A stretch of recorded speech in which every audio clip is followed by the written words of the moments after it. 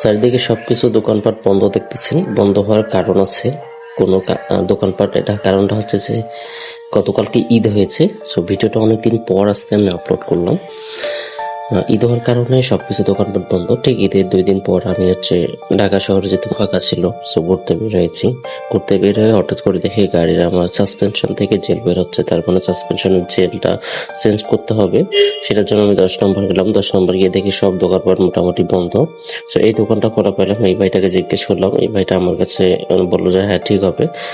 দেন আমি বললাম যে আপনাদের কাছে জেলটা এবং রাবারটা আছে কিনা। উনি বললো যে আছে। দেন আমি পরবর্তীতে ওনার কাছে গেলাম যে ভাই আপনার কাছে রাবারটা আছে কিনা। ওনাদের কাছে একটা দোকানও আছে, এখানে সবকিছু এখানে পাওয়া যায়। ইনি বললো যে না ভাই রাবারটা নেই। অনেক খোঁজাখুঁজি করলো, খোঁজাখুঁজি করার পর বললো যে রাবারটা নেই। তারপর ওনাকে বললাম যে ভাই রাবারটা তো নেই। তারপর আমি বাইরে গেলাম, বাইরে থেকে আমার কাছে প্রায় 1200 টাকার মতো চাইলো। তো আমি অবাক হলাম যে এটা তো এত টাকা লাগে না, 1200 টাকা কিভাবে সম্ভব। পরে আমি আবার এনাদের দোকান ব্যাক হয়ে আসলাম। ওই ভাইটাকে আবার পাঠিয়ে দিলাম যে মেকানিক্যাল ভাইটা ছিল।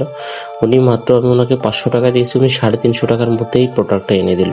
তার মানে বিষয়টা বুঝতেছেন, সেম প্রোডাক্টে আমি কিন্তু দেখে আসছি, সেম প্রোডাক্টে আমার কাছে 1200 টাকা চেয়েছে, উনি আবার 350 টাকার মধ্যেই প্রোডাক্টটা নিয়ে আসলো। তার মানে মগা পাইলে কিভাবে দোকানদাররা মানে কিভাবে মারে আর কি। ঠিক আছে, বিষয়টা আমি অবাক হয়ে গেলাম। সেম জিনিসটা ভাই আমাকে 350 টাকা এনে দিল আর আমার কাছে 1200 টাকা ছিল।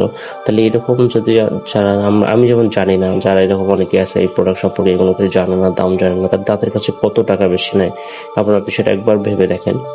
মানে দোকানদাররা মানে যাদেরকে ঝাড়ে তো ইচ্ছা মতো ঝাড়ে, আর যারা জানে তাদেরকে এমন ভাবে ঝাড়ে না, কারণ তারা তো জানে যে দাম এটা এরকমই। দেন আমি নিয়ে আসলাম বাইক। এই ভাই অনেক সুন্দরভাবে আমার বাইকটা উপরে